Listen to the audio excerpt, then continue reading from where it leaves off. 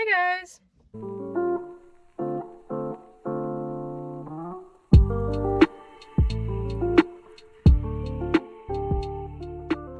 Welcome back to my channel. So today I wanted to take some time to talk about anxiety, and I'm going to talk about just some daily life tips and tricks that have helped me manage my anxiety.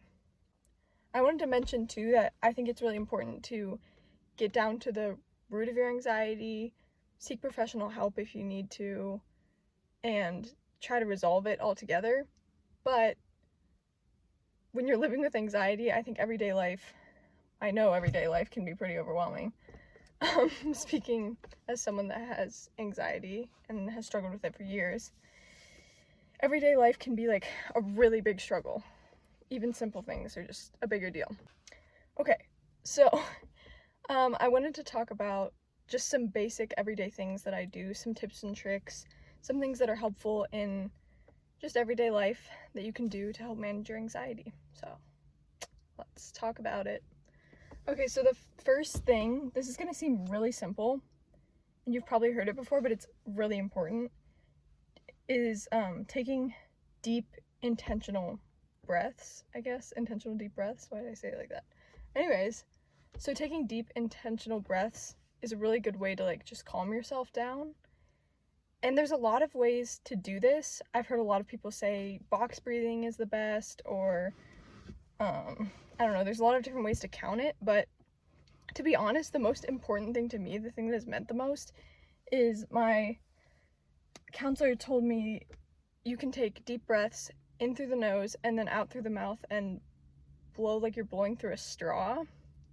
That sounds kind of silly, but it's really helpful to me because I think I used to, whenever I was doing deep breaths, I would just take a deep breath and just kind of I couldn't get it to come out slowly. It would just it was really fast. And I think that's the most important part, is slowing it down. So breathe in through your nose, but then out through your mouth like you're blowing through a straw. It helps.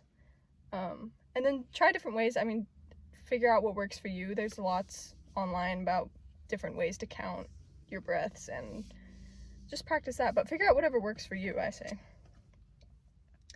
Okay, 2, another good thing you can do is find ways to fidget that are healthy for you. I think a lot of people struggle with biting their nails, picking their skin, stuff like that. That's just really not healthy for you, but I think fidgeting can help.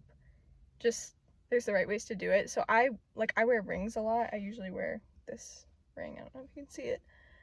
And that's something that I will use to fidget with. They also make rings that have like beads around them that you can fidget with and move around the ring, or they click or they spin. So that's something you could try too. Most of these tips, honestly, just try it and figure out what works for you. And different things might work for you at different times too. Whoa, there's a car going past. I'm by a lake, so there's not that many cars that go past. That's why I commented on that. But whoa. Okay. Anyways, so fidgeting, rings, jewelry, there's a lot of different techniques you can use for that. Another thing I've done is tapping my fingers. This is gonna sound weird too, but you can do different patterns, and sometimes that helps distract yourself. So one of them is you do your pointer finger and then your ring finger and then middle and then pinky, and you do that pattern. You can do that backwards too. I've gotten good at it because I've done it a lot. Or another one you can kind of do in between that one. You can just do 1 on each, and then 2, and then 3, and keep going, or you can repeat, whatever works for you. And so sometimes those will help distract you, and you can kind of do them in public and you're not gonna look crazy. So yeah. What's another one? Oh, kind of going along with that, something that you can do in class. When I was in high school, I used to get really anxious in classes, and it's just hard because you're trying to focus and learn, but there's a lot going on and it's just hard. So one of the things that I used to do is I used to doodle on the side of my page, and I would do for me, I would do little hearts, and so I'd draw a heart and then I'd color it in, and then I'd draw a heart and color it in. So it was repetitive enough that I could still pay attention to the classes, but it also would distract me, and over the course of doing a bunch of those hearts, I would eventually kind of like calm down and be like, okay, it's gonna be fine. So that's something that helped me, specifically in classes. What else? Oh, journaling is amazing. I think journaling is really helpful for a couple reasons. This is my journal that I'm using right now. My friend got it for me as a graduation gift. For me, right now I've been writing down, oh my gosh, I wonder if you can hear that. Where's that coming from? I don't know. Okay. So I'll write down my like prayers, which is kind of just like what I'm worried about. So you can, whatever works for you, but you can write down what you're worried about, what you're praying for. And then I'll write down, for as many of those that I write down things that I'm thankful for. So like 5 things I'm worried about, then I'd write down 5 things I'm thankful for. And I think that's really, really helpful. One, because like sometimes when I'm worried about something, it bounces around in my head and I just keep on worrying about it and keep on worrying about it. And I feel like when I write it down, it kind of stops bouncing around in my head so much, which is really nice and useful. And then keeping track of what you're grateful for, I think is just a really good way to be a little bit more positive and can help with anxiety. I'll probably make a video in the future about more stuff that you can like use your journal for. But I think that's really helpful for me. What else? Oh, something that's been really helpful for me. This was kind of surprising to me.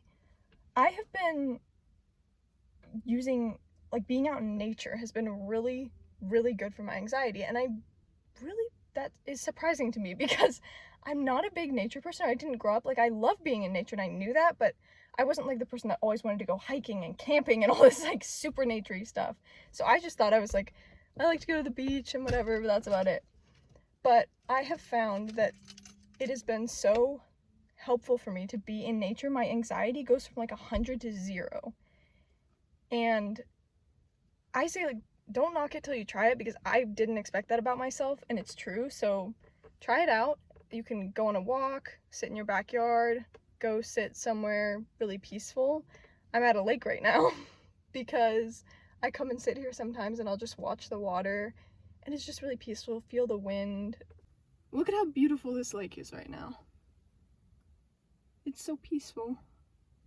I don't know, it just really calms my anxiety, and that's important. I think it's important to set intentional time for activities that make you feel peaceful.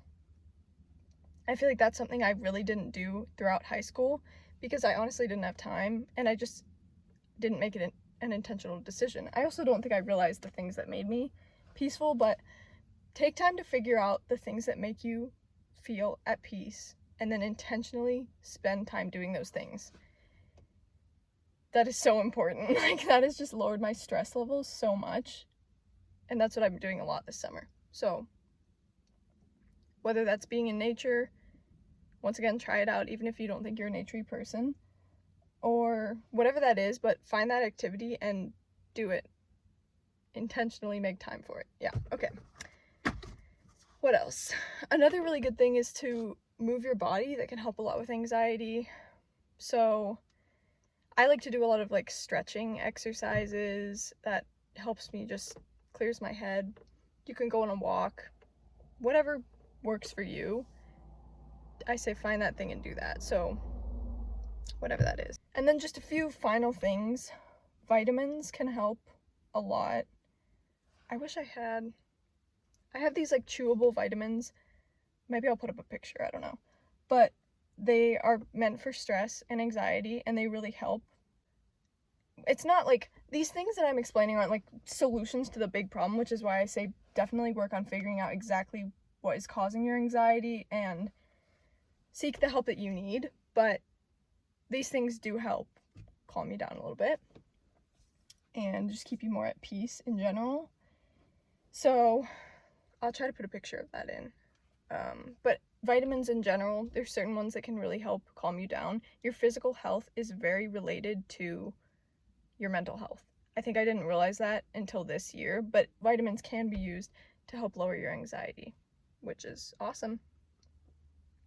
I think the final thing that I just wanted to mention is sometimes I struggle with nausea from anxiety, which is not fun at all because I hate throwing up. It's like my worst fear. So something that's helped me a lot is using peppermint, and I always heard people say it, but I was like, I don't know how much it helps, but it really does help. So I use mints a lot. I just keep mints with me, and I'll just pop in a mint, and that can really help. Or you can use peppermint extract or peppermint oil. Probably I've never tried that. I've just used peppermint extract, but like the smell of peppermint is also really helpful for that. I also have 2 tips that are specifically for panic attacks, and I've struggled with panic attacks not so much recently, so I haven't tried these tips, but I just wanted to throw them in because I've heard a lot of people say that they're really helpful, and I just wanted to throw it out there if that's something you're struggling with. I've heard people say to hold an ice cube in your hand when you feel like you're gonna have a panic attack, and that can help calm you down. Once again, haven't tried it for myself, so but it might help you. And then another was to use sour candies, which can really help distract you. So those are just a few things. Panic attacks are the worst. I'm so sorry if you've experienced that. It's terrifying. You're not alone, and it won't be like this forever was the other thing I wanted to say, because my anxiety used to be so much worse. Like during the fall, it was way worse, and I was convinced that I was going to be having panic attacks every day for the rest of my life. Like I was just convinced that it was not going to go away, and I haven't had a panic attack in a few months, I think. So just because you're struggling with something right now does not mean that you're gonna be struggling with it forever, is what I'm trying to say. Oh my gosh. Okay, so you're gonna get through it. Things will get better. It's gonna be okay. Yeah, that's what I wanted to say. It's so hot in here. Okay, let's finish this out. Thank you so much for watching. I'm so glad you're here. Please come back in the future. Subscribe for more videos about mental health and topics like this. And yeah, I hope you have an amazing day. Yeah. Bye!